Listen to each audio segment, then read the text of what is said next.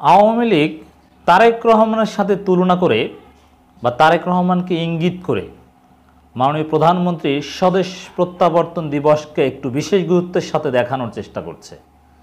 মাননীয় প্রধানমন্ত্রীর যে স্বদেশ প্রত্যাবর্তন দিবস 17 মে, আপনারা জানেন জাতির পিতার পরিবারকে নৃশংসভাবে 1975 সালের 15 আগস্ট যে হত্যা করা হয়েছিল, তার আগে থেকেই মাননীয় প্রধানমন্ত্রী বর্তমানের তিনি দেশের বাইরে ছিলেন এবং স্বাভাবিকভাবেই হত্যাকাণ্ডের পর তার পরিবারকে যেভাবে নৃশংসভাবে হত্যা করা হয়েছে তারপরেই দেশে ফেরা তার জন্য অত্যন্ত কঠিন ছিল। কিন্তু কয়েক বছর পার হওয়ার পর 1981 সালের 17 মে মাননীয় প্রধানমন্ত্রী বাংলাদেশে ফিরেন। ভারত হয়ে দিল্লি, কলকাতা, সেখান থেকে বাংলাদেশে আসেন। সেটাকে আওয়ামী লীগ মাননীয় প্রধানমন্ত্রীর স্বদেশ প্রত্যাবর্তন দিবস হিসেবে অত্যন্ত গুরুত্বের সাথে পালন করে। হ্যাঁ, এটা গুরুত্ব দিতেই পারে, এটা নিঃসন্দেহে একটা আবেগের জায়গা যে পরিবারের প্রায় সবাইকে হারিয়ে তারপরে দীর্ঘ অনেক বছর পর, প্রায় 5-6 বছর পর দেশে ফিরেছেন। আওয়ামী লীগের সভাপতি হিসাবে দায়িত্ব গ্রহণ করেই দেশে ফিরেছেন। এর মানে তিনি দেশে আসার আগেই কিন্তু তার অনুপস্থিতিতে তাকে আওয়ামী লীগের প্রধান বানানো হয়েছিল। এরপরে তিনি দেশে এসেছেন, রাজনীতিতে দায়িত্ব নিয়েছেন, পিছু হটেননি, পরিবারকে হারিয়ে রাজনীতি থেকে দূরে সরে যাননি। এগুলো সব এই দিবসটা পালন করার যোগ্য বা সবই গুরুত্বপূর্ণ, কোনো সন্দেহ নেই। কিন্তু তারেক রহমানের সাথে তুলনা করা হচ্ছে একটা বিষয়। মাননীয় প্রধানমন্ত্রী খোঁচা দিয়ে বলেছেন এবং আওয়ামী লীগের লোকজনও বলার চেষ্টা করছেন যে তারেক রহমান কেন দেশে আসে না। সেই 75 সালের 15 আগস্টের নৃশংস ঘটনার পরও মাননীয় প্রধানমন্ত্রী 1981 সালের 17 মে দেশে ফিরলেন, আর তারেক রহমান এত বছর বিদেশে, তার সাহস নাই দেশে ফেরার। প্রধানমন্ত্রী তো দেশে ফিরতে পেরেছেন, এই কারণে তিনি সফল হয়েছেন। তারেক রহমান তার অসুস্থ মাকেও দেখতে আসতে পারে না, অথচ পরিবারের সবাইকে হারিয়েও দেশে এসেছিলেন মাননীয় প্রধানমন্ত্রী। এভাবে একটা তুলনা করা হয়, তো এটার একটু জবাব দেওয়া প্রয়োজন। প্রথম কথা, হ্যাঁ, মাননীয় প্রধানমন্ত্রী স্বদেশ প্রত্যাবর্তন দিবস এটা গুরুত্বের সাথে আওয়ামী লীগ পালন করবে, এটা একেবারেই স্বাভাবিক। ইমোশন বা একটা দিক আছে, উই রেসপেক্ট ইট। কিন্তু তারেক রহমানের সাথে এটা তুলনাযোগ্য হয় কিভাবে? মাননীয় প্রধানমন্ত্রী যখন দেশে এসেছিলেন 1981 সালের 17 মে, তখন তার বিরুদ্ধে কি কোনো মামলা ছিল? কোনো মামলা ছিল না। তার বিরুদ্ধে কোনো গ্রেপ্তারি পরোয়ানা ছিল?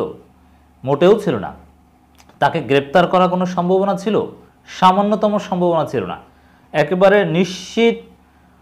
অবশ্যই তার জন্য একটা কষ্টের একটা বিষয় ছিল, পরিবারকে হারিয়েছেন, কিন্তু তারপরও তার নিজের জন্য কোনো থ্রেট ছিল না। তিনি তখন জাস্ট সদ্য আওয়ামী লীগের দায়িত্ব পেয়েছেন, তার প্রতি ব্যক্তিগত কোনো ক্ষোভ কারো ছিল না, অথবা তৎকালীন যারা ক্ষমতাসীন ছিল তাকে ঠেকানোর জন্য কোনো চেষ্টা করেনি, বরং তার নিরাপত্তা এবং তিনি যেন সুন্দরভাবে দেশে আসতে পারেন, আওয়ামী লীগের দায়িত্ব পালন করতে পারেন, বরং এই জন্য আরও সহযোগিতা করেছে। কিন্তু তারেক রহমানের বিষয়টা কি সেরকম? তারেক রহমানের বিরুদ্ধে গ্রেপ্তারি পরোয়ানা রয়েছে, তার বিরুদ্ধে সাজা রয়েছে। এর মানে স্বাভাবিকভাবে তিনি দেশে আসলে বিমানবন্দর থেকেই ইমিগ্রেশন পার হওয়ার আগেই তিনি গ্রেপ্তার হবেন এবং তিনি এতদিনের জন্য কারাগারে থাকবেন যে তার জীবদ্দশা বের হওয়ার আর কোনো সুযোগ থাকবে না।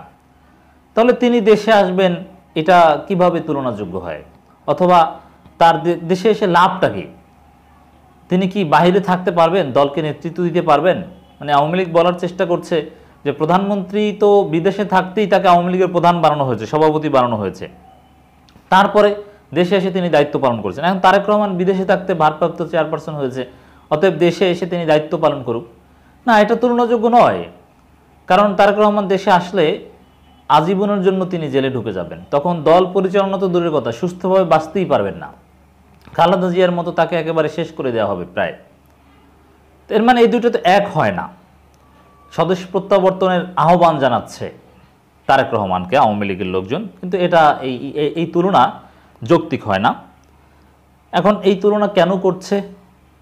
মানে একটা ফাঁদ, তারেক রহমান যেন দেশে আসে, একটা ফাঁদ। রহস্য যে এটাই যে একটা ফাঁদ, তারেক রহমান আসতে পারলে তারেক রহমানকে আটকাতে পারবে, আর তারেক রহমান আটকাতে পারলে আওয়ামী লীগের জন্য আর কোনো চ্যালেঞ্জ থাকে না, কারণ একমাত্র তারেক রহমানকে ভয় পায়।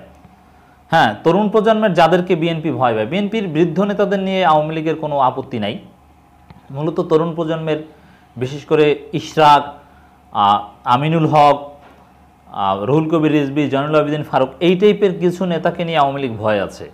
তারপরও তারেক রহমান না থাকলে এই নেতাদেরও তেমন কিছু করার থাকবে না।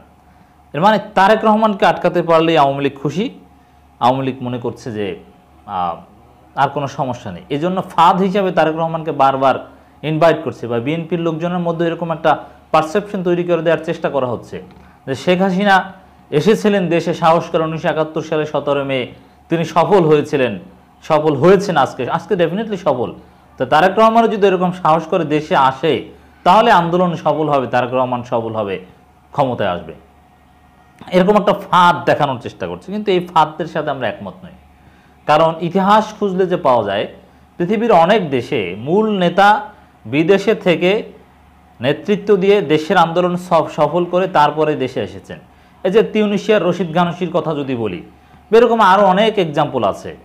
ফ্রান্সে থেকে পলিটিক্যাল অ্যাসাইলাম তারেক রহমান যেভাবে পেয়েছে, ওই রকম অ্যাসাইলাম পেয়ে সেখানে বসে দলকে নেতৃত্ব দিয়ে দেশের আন্দোলন সংগঠিত করে সফল হয়েছে, তারপরে দেশে এসেছে।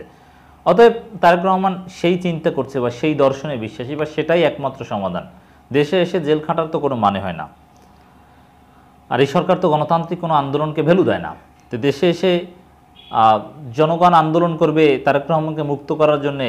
খালেদা জিয়ার মতো বাংলাদেশের ইতিহাসে সবচেয়ে জনপ্রিয় নেতা, একমাত্র অপ্রতিদ্বন্দ্বী নেতা, যার কোনো প্রতিদ্বন্দ্বী বাংলাদেশে নেই, তাকেই আজকে প্রায় শেষ করে দেওয়া হলো। তো তারেক রহমান তো খালেদা জিয়ার ধারে কাছেও এখন পর্যন্ত যেতে পারেননি। বিএনপির মধ্যে Tarique Rahman all in all, কিন্তু জাতীয়ভাবে সাধারণ মানুষের কাছে খালেদা জিয়ার যে গ্রহণযোগ্য, সেই পর্যায়ে তারেক রহমান এখনও যেতে পারেননি।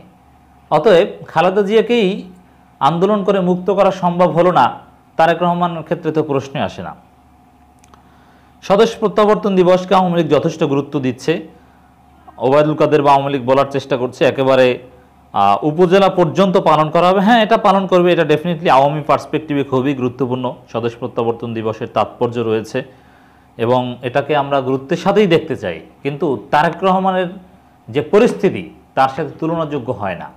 তিনি দেশে এসেছিলেন নিঃসন্দেহে সাহসিকতার পরিচয়, রাজনীতিতে ফিরেছেন নিঃসন্দেহে সাহসিকতার পরিচয়, এবং তার সুফল তিনি পেয়েছেন। আজকে তিনি দীর্ঘদিন যাবৎ ক্ষমতায় আছেন। তার নেতৃত্বের গুণাবলী, তার ব্যক্তিগত সাহসিকতা, জাতির পিতার রক্ত, তার মধ্যে অনেক ইতিবাচক দিক আছে, কিন্তু not comparable with Tarique Rahman. এর মানে আজকের মাননীয় প্রধানমন্ত্রী 1981 সালের 17 মে অনেকটা নির্বিঘ্নে, কোনো ধরনের মামলা, গ্রেপ্তার বা এরকম কোনো সম্ভাবনা ছিল না, নিরিবিলি দেশে এসেছেন।